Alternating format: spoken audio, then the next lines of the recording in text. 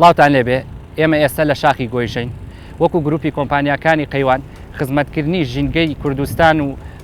شاخی گۆیژە بە ئەرکێکی سەرشانی خۆمان زانیوە. ئێمە ئێستا لە شاخی گۆیژە ڕوبەرێکی فراوانمان لە ئەستۆ گرتووە کە بریتە لە 240 دۆنم کە دابەشە بێ بەسەر 4 زۆنی جیاوازدا کە هەر یەکێک لەم زۆنانە بە هەزاران نەمامی تێچێنراوە. ئێستا ئێمە لە ساڵی چوارەمی خزمەتکردنی شاخی گۆیژەداین.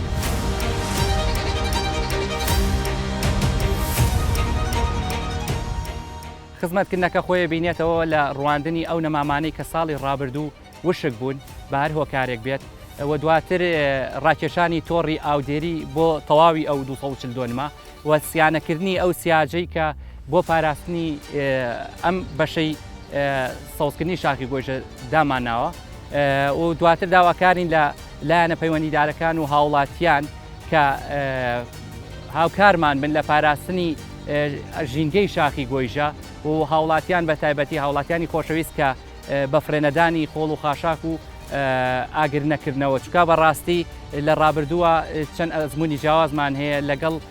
ئاگر و بەداخەوە زیانێکی زۆر بەر شاخی گۆیژە کەوتووە.